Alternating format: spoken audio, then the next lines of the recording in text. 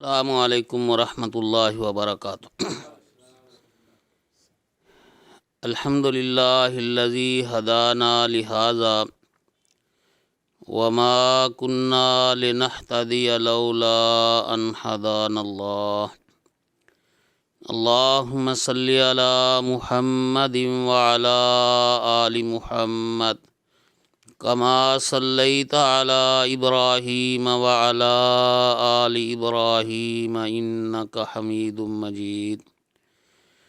اللہم بارک علی محمد وعلی آل محمد کما بارکت علی ابراہیم وعلی آل ابراہیم انک حمید مجید۔ رب اشرح لی صدری ویسر لی امری واحلل عقدۃ من لسانی یفقہوا قولی رب زدنی علما۔ اما بعد فاعوذ باللہ السمیع العلیم من الشیطان الرجیم، بسم اللہ الرحمن الرحیم۔ یا ایہا الذین آمنوا اذکروا اللہ ذکرا کثیرا وسبحوہ بکرۃ واصیلا۔ یا ایہا الذین آمنوا، اے لوگو جو ایمان لائے ہو، اذکروا اللہ ذکرا کثیرا، اللہ تعالیٰ کو بہت زیادہ یاد کیا کرو، وسبحوہ بکرۃ واصیلا،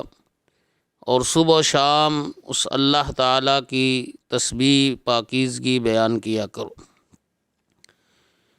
صدق اللہ العظیم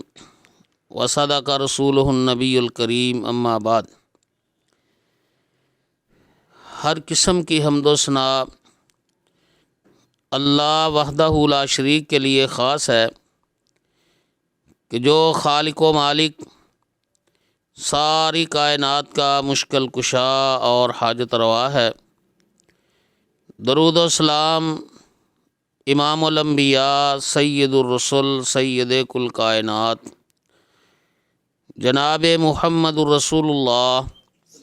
صلی اللہ تعالی علیہ وآلہ وصحبہ وسلم کی ذات اقدس کے لیے کہ جو پیغمبر رحمت علیہ الصلاۃ والسلام ساری کائنات کے لوگوں کے لیے رہبر اور رہنما ہے۔ جس طرح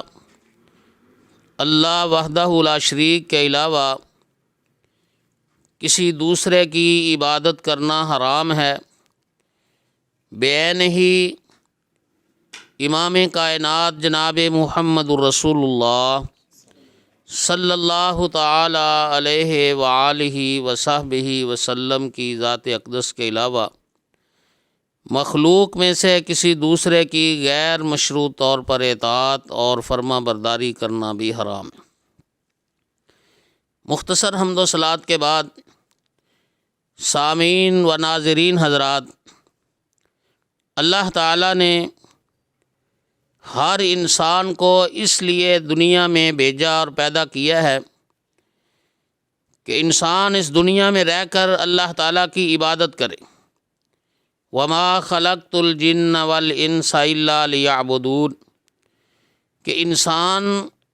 اور جنات کی تخلیق اور پیدائش کا مقصد ہی صرف یہ ہے کہ اللہ کی عبادت کرے۔ اور پھر اللہ کریم نے اپنی عبادت کے طریقے خود ہی بیان فرمائے۔ نماز پڑھنا بھی عبادت ہے، روزہ رکھنا بھی عبادت ہے، زکوٰۃ ادا کرنا بھی عبادت ہے، حج اور عمرہ کرنا بھی عبادت ہے، صدقہ و خیرات دینا یہ بھی عبادت ہے۔ یہ عبادت کے جتنے بھی طریقے ہیں، اللہ وحدہ لا شریک نے ہر طریقے کے ساتھ کوئی نہ کوئی شرائط بھی رکھ دی۔ اگر انسان ان شرائط کا اور ان پابندیوں کا لحاظ کرے گا تو پھر وہ عمل عبادت کہلائے گا، اور اگر انسان ان پابندیوں کا لحاظ نہیں رکھتا، ان شرائط کو پورا نہیں کرتا، تو وہ عمل عبادت نہیں کہلاتا۔ مثال کے طور پر نماز ہے، یہ عبادت ہے، اور افضل ترین عبادت ہے کہ جس سے کسی انسان کو بھی جب تک اس کی زندگی کی سانس جاری ہے اور اس کے ہوش حواس قائم ہیں اس کو نماز کی معافی نہیں، خواہ وہ بیمار ہے، سفر میں ہے، کسی بھی حالت میں۔ اتنی بڑی افضل ترین اور اہم ترین عبادت، لیکن اس کے ساتھ اللہ تعالیٰ نے شرائط رکھی کہ وقت ہو، وقت سے پہلے انسان وہ نماز ادا نہیں کر سکتا، پھر اس کے لیے باوضو ہو، بغیر وضو کے بھی نماز نہیں، پھر اس کا ایک خاص طریقہ اللہ وحدہ لا شریک نے بیان فرما دیا، امام کائنات جناب محمد رسول اللہ صلی اللہ علیہ وآلہ وسلم نے مقرر کر دی۔ اگر اس پورے طریقے کو سامنے رکھا جائے اور اس کے مطابق انسان وہ عمل کرے، جب اس نے قیام کرنا ہے قیام کرے، جب رکوع کرنا ہے رکوع کرے، جب سجدہ کرنا ہے سجدہ کرے، جب تشہد بیٹھنا ہے تشہد بیٹھے، کوئی انسان بھی ان ارکان میں کمی بیشی نہیں کر سکتا۔ تشہد پہلے بیٹھ جائے، سجدہ بعد میں کرے، رکوع بعد میں کرے، قیام آخر میں کر لے، تقدیم تاخیر بھی نہیں کر سکتا۔ اگر انسان اس ترتیب کے ساتھ، اس طریقے کے مطابق جو اللہ اور اس کے رسول صلی اللہ علیہ وآلہ وسلم نے بیان فرمایا ہے جو عمل کرے گا تو پھر وہ نماز ہے اور اس کا وہ عمل اللہ تعالیٰ کے ہاں عبادت کہلائے۔ اسی طرح روزہ ہے، اس کے لیے وقت کو شرط رکھ دی ہے، وقت مقرر کر دیا۔ اگر انسان صبح سے لے کے سحری کے وقت سے غروب آفتاب تک جتنا بھی وقت ہے، اس کے علاوہ اور وقت مقرر کر لیتا ہے، اس میں 2-4 گھنٹے کا اضافہ بھی کر لے، ٹائم اس کا بے شک زیادہ ہو جائے، لیکن اس کا وہ عمل عبادت نہیں کہلاتا، اس لیے کہ اللہ تعالیٰ نے جو پابندی لگائی ہے اس کا خیال نہیں رکھے۔ حج کی مثال لے لیجئے، اس کے لیے وقت بھی مقرر کر دیا، جگہ بھی مقرر کر دی اور خاص طریقہ بھی مقرر فرما دی۔ یہ اس کے عبادت ہونے کے لیے شرائط ہے۔ اگر کوئی انسان وہ سارے اعمال جو ایک حاجی کرتا ہے وہ سارے کے سارے اعمال کرتا ہے، بیت اللہ کا طواف بھی کرے، صفا مروہ کی سعی بھی کرے، مینا میں بھی جا کر ٹھہرے، عرفات میں وقوف کرے، مزدلفہ میں رات گزارے، جمرات کو آ کر کینکریاں مارے، سارے اعمال کرے جو ایک حاجی کرتا ہے، اور انہی مقامات پہ جا کے کرے جہاں یہ ارکان ادا کیے جاتے ہیں، لیکن ان دنوں میں نہ کرے، اس وقت میں نہ کرے جو اللہ تعالیٰ نے مقرر فرمایا ہے، اس کا یہ عمل عبادت نہیں ہے۔ اور اگر کوئی انسان یہ سارے اعمال اسی طریقے سے کرتا ہے، انہی تاریخوں میں کرتا ہے، لیکن اس جگہ پر جا کر نہیں کرتا، تو تب بھی اس کا وہ عمل عبادت نہیں ہے۔ تو ان مثالوں سے عرض کرنے کا مقصد یہ ہے کہ اللہ تعالیٰ نے عبادت کے جتنے بھی طریقے مقرر فرمائے ہیں اس کے ساتھ کچھ شرائط رکھ دی، کچھ پابندیاں لگا دی۔ ان شرائط اور پابندیوں کا لحاظ رکھتے ہوئے اگر انسان وہ عمل کرے گا پھر اس کا عمل عبادت کہلاتا۔ لیکن ایک عبادت کا طریقہ ایسا بھی ہے جس کے لیے اللہ تعالیٰ نے کوئی شرط نہیں رکھی، جس کے لیے کوئی خاص وقت کی پابندی نہیں، کسی خاص طریقے کی پابندی نہیں، کسی خاص حیت اور کیفیت کی پابندی نہیں، بلکہ 24 گھنٹے انسان کو اجازت ہے کہ جب چاہے وہ اس طریقے سے اللہ کی عبادت کر سکتا ہے، اور پھر اس میں کسی خاص طریقے کی پابندی بھی نہیں، انسان جس طرح چاہے وہ عبادت کر سکتا۔ اور وہ عبادت کا طریقہ ہے اللہ تعالیٰ کا ذکر کرنا، اللہ تعالیٰ کو یاد کرنا، جس کے متعلق اللہ وحدہ لا شریک نے ارشاد فرمایا، الذین یذکرون اللہ قیاما وقعودا وعلی جنوبہم، کہ جو لوگ عقل مند ہیں، سمجھدار ہیں، سیانے ہیں۔ اور امام کائنات جناب محمد رسول اللہ صلی اللہ علیہ وآلہ وسلم نے عقل مند، سمجھدار اور سیانہ اس آدمی کو کہا ہے جس کو آخرت کی فکر ہے، جو قیامت کے دن کے لیے تیاری کرتا ہے، تو اس کا مطلب یہ ہے کہ جس انسان کو آخرت کی فکر ہے اور وہ آخرت کی تیاری کر رہا ہے، آخرت کے لیے نیکیاں جمع کرنا چاہ رہا ہے، اس کے لیے اللہ پاک ارشاد فرما رہے ہیں کہ یذکرون اللہ قیاما وقعودا وعلی جنوبہم، کہ وہ کھڑے ہیں اللہ کا ذکر کر رہے ہیں، اگر وہ لیٹے ہوئے ہیں اللہ کا ذکر کر رہے ہیں، بیٹھے ہیں تب بھی اللہ کا ذکر کر رہے ہیں۔ اب کوئی خاص کیفیت حالت تو نہ رہی کہ جس حالت میں انسان چاہے وہ اللہ کا ذکر کر کے اللہ کی عبادت کر سکتا ہے۔ اور ام المومنین حضرت عائشہ صدیقہ رضی اللہ تعالیٰ عنہا بیان فرماتی ہیں کہ کان النبی صلی اللہ علیہ وسلم یذکر اللہ علی کل احیانہ، کہ امام کائنات جناب محمد رسول اللہ صلی اللہ علیہ وآلہ وسلم ہر وقت اللہ تعالیٰ کا ذکر کرتے ہیں۔ امام کائنات علیہ الصلاۃ والسلام کی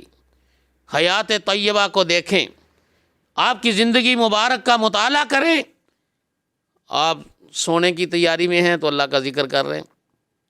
سو کر بیدار ہوئے ہیں تو اللہ کا ذکر کر رہے ہیں، آپ اپنی ضرورت کے لیے گئے ہیں تب بھی اللہ کا ذکر ہے، فارغ ہو کے واپس آئے ہیں تب بھی اللہ تعالیٰ کا ذکر، کھانا کھانے سے پہلے اللہ کا ذکر ہے، کھانا کھانے کے بعد اللہ کا ذکر،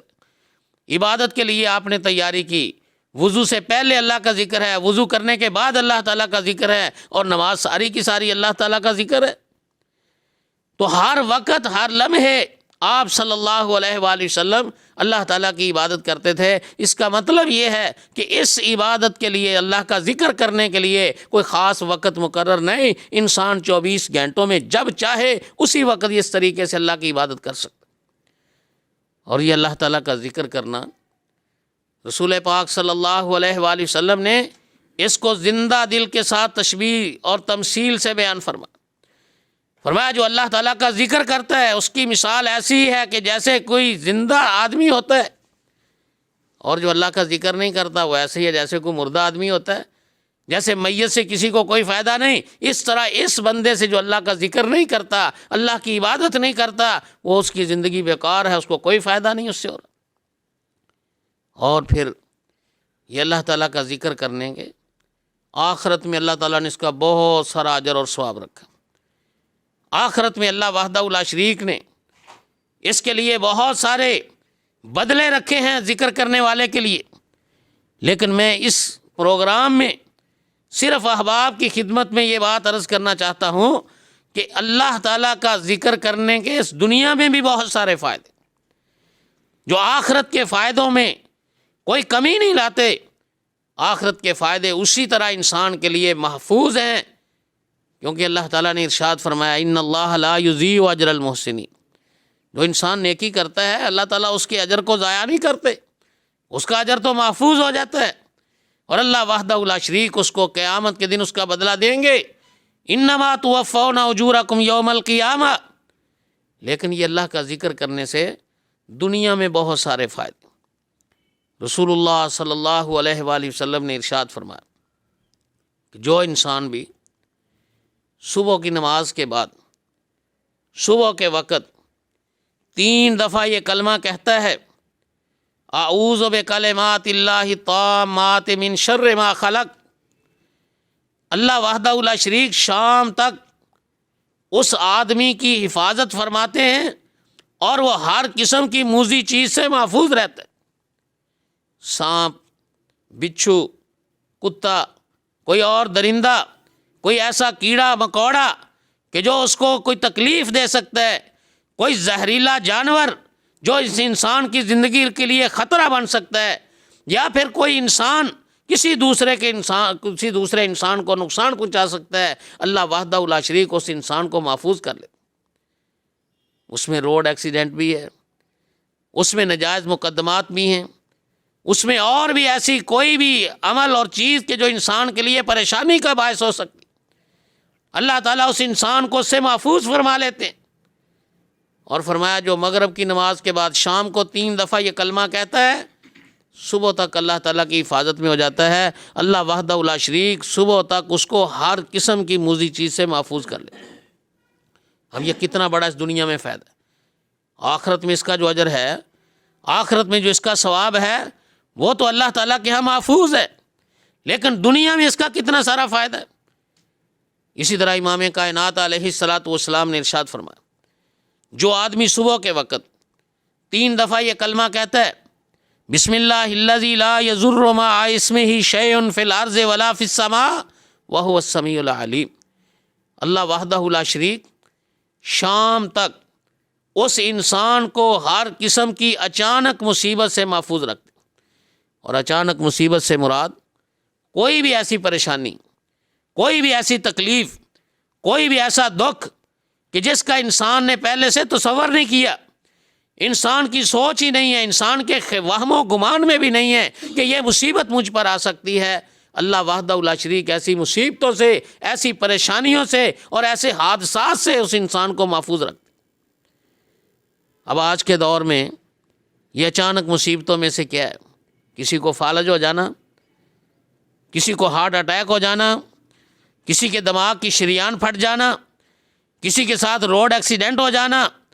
کسی انسان کے ساتھ کوئی ڈاکہ وغیرہ ہو جانا، کوئی بھی ایسی تکلیف اور ایسی پریشانی کہ جس کا انسان نے تصور بھی نہیں کیا، سوچا بھی نہیں ہے، اگر کوئی انسان صبح کے وقت 3 دفعہ یہ کلمہ کہتا ہے، بسم اللہ الذی لا یضر مع اسمہ شیء فی الارض ولا فی السماء وہو السمیع العلیم، امام کائنات علیہ الصلوۃ والسلام نے اپنی نبوت والی سچی زبان سے یہ بات ارشاد فرمائی، شام تک وہ انسان ان ساری چیزوں سے محفوظ رہتا ہے۔ اور اگر شام کے وقت یہ کلمہ 3 دفعہ کہہ لیتا ہے، صبح تک ہر قسم کی اچانک مصیبت سے محفوظ ہو جاتا ہے۔ تو اب یہ کتنا بڑا اللہ تعالیٰ کا انعام ہے جو اللہ کا ذکر کرنے کی وجہ سے اس دنیا میں اس انسان کو نصیب ہوتا ہے۔ اسی طرح سنن نسائی کی حدیث ہے، امام الانبیاء حضرت محمد رسول اللہ صلی اللہ علیہ وآلہ وسلم نے نبوت والی زبان مبارک سے یہ بات ارشاد فرمائی کہ جو انسان اپنے گھر سے نکلتا ہے اور گھر سے نکلتے ہوئے یہ دعا پڑھ لیتا ہے، بسم اللہ توکلت علی اللہ لا حول ولا قوت الا باللہ، اس کے گھر واپس آنے تک اللہ تعالیٰ اس کی حفاظت فرماتے ہیں۔ اب انسان گھر سے نکلتا ہے،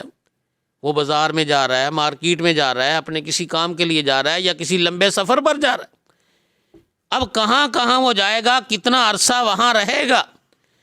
پھر کیسی کیسی جگہ اور کیسے کیسے مواقع پر اسے جانا ہوگا۔ اگر انسان گھر سے نکلتے ہوئے یہ دعا پڑھ لیتا ہے، یہ کلمہ اپنی زبان سے کہہ دیتا ہے، صادق المصدوق پیغمبر علیہ الصلوۃ والسلام نے ارشاد فرمایا واپس آنے تک وہ اللہ تعالیٰ کی حفاظت میں ہو جاتا ہے۔